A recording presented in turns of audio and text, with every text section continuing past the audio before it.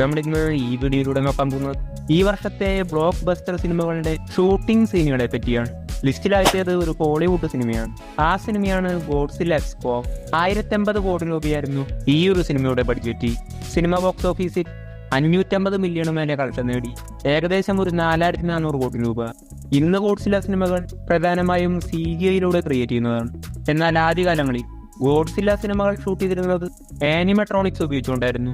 ആനിമെട്രോണിക്സ് എന്തെന്നാൽ ടെർമിനേറ്റർ, എന്തിരം പോലുള്ള സിനിമകളെല്ലാം നമ്മൾ നോക്കുകയാണെങ്കിൽ ഇതിലെല്ലാം തന്നെ ആനിമെട്രോണിക്സ് ഉപയോഗിച്ചിട്ടുണ്ട്. എന്തിരൻ എന്ന സിനിമയിൽ റോബോട്ട് മെറ്റൽ ബോഡിയിൽ വരുന്നൊരു സീനുണ്ട്. ഇതിനായി ആദ്യം റോബോട്ടിന്റെ ഒരു മെറ്റാലിക് ബോഡി ക്രിയേറ്റ് ചെയ്യും. ഈ ഒരു ബോഡിക്ക് ഒരു പ്രത്യേകതയുണ്ട്, വളരെ ഫ്ലെക്സിബിളായ, എങ്ങനെ വേണമെങ്കിലും ഈസിയായി ചലിപ്പിക്കാൻ കഴിയുന്ന ഒരു ബോഡിയായിരിക്കും.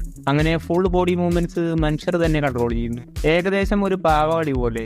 ഈ ഒരു ടെക്നിക്കാണ് ഗോഡ്സില്ല സിനിമയും ജുറാസിക് പാർക്ക് സിനിമയും യൂസ് ചെയ്യുന്നത്. ആദ്യകാലങ്ങളിൽ മാത്രമായിരുന്നു ഗോഡ്സില്ല സിനിമകൾ പ്രധാനമായും ആനിമെട്രോണിക്സ് ഉപയോഗിച്ചിരുന്നത്. ഇപ്പോൾ ഭൂരിഭാഗവും CGI ആണ്. എന്നാൽ ജുറാസിക് പാർക്കിലേക്ക് വരുമ്പോൾ ആനിമെട്രോണിക്സും CGI-യും 50-50 ആണ്. ആദ്യമായി ഒരു ഗോഡ്സില്ല സിനിമ ഇറങ്ങിയത് 1954 ആ കാലങ്ങളിൽ CGI ഇല്ല. പിന്നെങ്ങനെ ഗോഡ്സില്ല സിനിമ ഉണ്ടാക്കിയെന്ന് ഗോഡ്സില്ലയുടെ 6 അടി വലുപ്പമുള്ള ഒരു പപ്പറ്റ് ഉണ്ടാക്കി. ശേഷം ഗോഡ്സില്ല നടക്കുന്ന സിറ്റിയും പൊളിക്കുന്ന കെട്ടിടങ്ങളെല്ലാം ചെറിയ ചെറിയ മോഡലായി സ്റ്റുഡിയോയിലുണ്ടാക്കി. ക്യാമറ അടുത്തായി വെക്കുമ്പോൾ നമുക്കിതെല്ലാം ഒറിജിനൽ സിറ്റിയായും വലിയ കെട്ടിടങ്ങളായെല്ലാം തോന്നുന്നു. യഥാർത്ഥത്തിൽ ഇത് പപ്പറ്റ് ഷോയുടെ ഒരു 1080p ആണ്. പിന്നീട് വർഷങ്ങൾ കഴിഞ്ഞ് 80-90 കാലങ്ങളായപ്പോൾ ആനിമെട്രോണിക്സ് ഉപയോഗിക്കാൻ തുടങ്ങി. ആനിമെട്രോണിക്സിലേക്ക് വന്നപ്പോൾ ഗോഡ്സില്ല സിനിമകളും ജുറാസിക് പാർക്ക് സിനിമകളും വളരെ ഒറിജിനാലിറ്റി ഉള്ള ഒരു പപ്പറ്റ് ഉണ്ടാക്കും. ഇത് വളരെ വലുതായിരിക്കും, റിയലിസ്റ്റിക് ബോഡി മൂവ്മെന്റ്സും ശബ്ദങ്ങൾ വരെ ഇതിനുണ്ടാകും. ഗ്രീൻ സ്ക്രീൻ സെറ്റുകളിലും സ്റ്റുഡിയോയ്ക്ക് പുറത്തു വരെ ഇപ്പോൾ ഷൂട്ടിംഗ് നടക്കും. ആനിമെട്രോണിക്സ് ഇല്ലാതെ പൂർണ്ണമായും CGI ക്രിയേറ്റ് ചെയ്യാറുണ്ട്. CGI ക്രിയേറ്റ് ചെയ്യുമ്പോൾ നടന്മാരെല്ലാം മൊക്കാപ്പ് സൂട്ട് ധരിക്കും. ഇതിലൂടെ CGI എളുപ്പമാവുന്നു. നിങ്ങളിപ്പോൾ കാണുന്നത് 2017 പുറത്തിറങ്ങിയ ഗോഡ്സില്ല കിങ് ഓഫ് മോൺസ്റ്റേഴ്സ് എന്ന സിനിമയുടെ 3 തലയുള്ള ഗോഡ്സില്ലയുടെ ഷൂട്ടിംഗ് സീനുകളാണ്. ഇവർ 3 പേരുമാണ് 3 തലയുള്ള ഗോഡ്സിലേക്ക് ഡ്യൂപ്പിട്ടത്. മൊക്കാപ്പ് സൂട്ട് ധരിച്ച് ഇവർ നടത്തുന്ന മൂവ്മെന്റ്സ് എല്ലാം ഒരു 3D മോഡലായി റെക്കോർഡാവും. ഈ ഒരു മോഡലാണ് പിന്നീട് CGI നമ്മൾ സിനിമയിൽ കാണുന്ന യഥാർത്ഥ ഗോഡ്സില്ലയായി മാറുന്നത്. ഒരുപാട് VFX ആർട്ടിസ്റ്റുകൾ മാസങ്ങളോളം പണിയെടുത്ത് ഇതിനെ ഡെവലപ്പ് ചെയ്തു കൊണ്ടുവരും. അടുത്തത് കഴിഞ്ഞ വർഷം പുറത്തിറങ്ങിയ RDX എന്ന സിനിമയാണ്. സിനിമകളിലെ ഫൈറ്റ് സീനുകളെ പറ്റി നമ്മൾ പലതവണ പറഞ്ഞിട്ടുണ്ട്. ആദ്യം നടന്മാരെയെല്ലാം ഫൈറ്റ് മാസ്റ്റർ ട്രെയിനിങ് ചെയ്തെടുക്കും. ശേഷം ടേക്ക് എടുക്കുമ്പോൾ വളരെ സ്ലോ ആയി ഫൈറ്റ് ചെയ്യും, അതായത് ആക്ഷൻസ് മാത്രമാണ് കാണിക്കുന്നത്. പിന്നീട് എഡിറ്റിംഗ് വഴി ഇത് വളരെ സ്പീഡപ്പ് ആക്കും. സൗണ്ട് എഫക്ട്സ് കൂടിയാവുമ്പോൾ ഫൈറ്റ് സീൻ കംപ്ലീറ്റ് ആയി.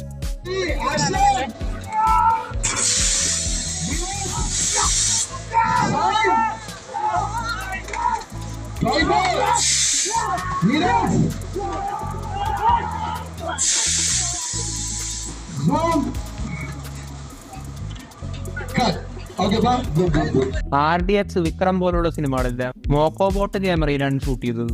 നമ്മൾ എന്തൊരു മൂവ്മെന്റ്സിന് നടത്തിയാലും ഇതെല്ലാം തന്നെ വളരെ സ്പീഡായി ക്യാച്ചാവും. ഒരു റോബോട്ടിക് ആമിൽ ഫിറ്റ് ചെയ്ത പല ആംഗിളിൽ ചലിപ്പിക്കാൻ കഴിയുന്ന ക്യാമറാസ് ആണ് മോക്കോബോട്ട് ക്യാമറാസ്.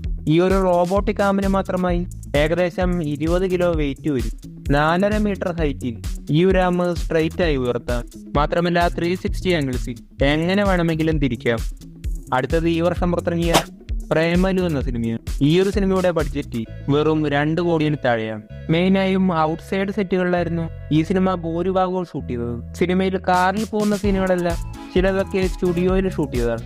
ഇങ്ങനെയുള്ള സീനുകൾ വെറുതെ ഒരു ചേസിംഗ് സീൻ മാത്രമാണെങ്കിൽ പണ്ട് മുതലേ സിനിമകളിൽ മറ്റൊരു വണ്ടിയിൽ ക്യാമറ ഫിക്സ് ചെയ്ത് നായകന്റെ വണ്ടിക്കൊപ്പം ക്യാമറ ഘടിപ്പിച്ച വണ്ടിയും ഒപ്പം ഓടിച്ചാണ് ഷൂട്ട് ചെയ്തിരുന്നത്. വെറും ഒരു ചേസിംഗ് സീനാണെങ്കിൽ ഇപ്പോഴും അങ്ങനെയാണ് ചെയ്യുന്നത്.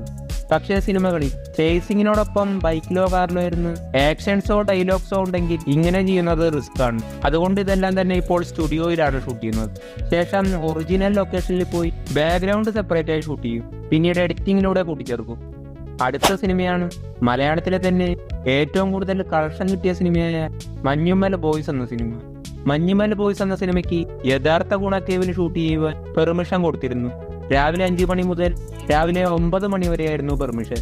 ഈ ഒരു ടൈമിങ് കഴിഞ്ഞാൽ പോകണം, കാരണം അപ്പോഴേക്കും ടൂറിസ്റ്റുകൾ വരും. അങ്ങനെ ഗുണാക്കേവ് വരെയുള്ള സീനുകളെല്ലാം ഷൂട്ട് ചെയ്തു. ഗുണാക്കേവിലേക്ക് ഇറങ്ങാനുള്ള പെർമിഷനും കിട്ടിയിരുന്നു, പക്ഷേ ഷൂട്ട് ചെയ്യാനുള്ള പെർമിഷൻ ഇല്ല, കാരണം വളരെ ഡേഞ്ചറസ് ആയ പ്ലേസാണ്. മാത്രമല്ല യഥാർത്ഥ ഗുണ കേവിൽ ഷൂട്ട് ചെയ്യാനും പറ്റില്ല. ഏകദേശം ഒരാൾക്ക് ഇറങ്ങാവുന്ന വലുപ്പമേ ഇതിനുള്ളൂ. ക്യാമറയും എക്യുപ്മെന്റ്സും ഇറക്കണമെങ്കിൽ വലിയൊരു കുഴി വേണം. അതുകൊണ്ട് പ്രൊഡക്ഷൻ ടീം ആർട്ട് വർക്കേഴ്സും ഇതിലേക്ക് ഇറങ്ങി നോക്കി. ഗുഹയുടെ ലേസർ സ്കാനിങ്ങും മെഷർമെന്റും എടുത്തു. ഗുഹയുടെ മോഡലും ഏകദേശം മനസ്സിലാക്കി. ശേഷം സ്റ്റുഡിയോയിൽ വളരെ റിയലിസ്റ്റിക് ആയി വളരെ മികച്ച രീതിയിൽ ഈ ഒരു കേവ് ക്രിയേറ്റ് ചെയ്തു. യഥാർത്ഥ ഗുണ കേവിൽ നിന്ന് 20% എക്സ്ട്രാ ലെങ്ത് ഈ ഒരു സെറ്റിനുണ്ടായിരുന്നു. കാരണം ക്യാമറയും എക്യുപ്മെന്റ്സും ഇറക്കാൻ വേണ്ടിയായിരുന്നു. ഇതുപോലെയുള്ള ഒരു ഹോളിവുഡ് സിനിമയുടെ ഷൂട്ടിംഗ് ആണ് നിങ്ങൾ ഈ കാണുന്നത്. അടുത്തത് ആവേശം എന്ന സിനിമയാണ്. നമ്മൾ നേരത്തെ പറഞ്ഞതുപോലെ ഈ ഒരു സിനിമയുടെയും ഫൈറ്റ് സീൻ ഷൂട്ട് ചെയ്തത് മോക്കോബോട്ട് ക്യാമറയിലായിരുന്നു.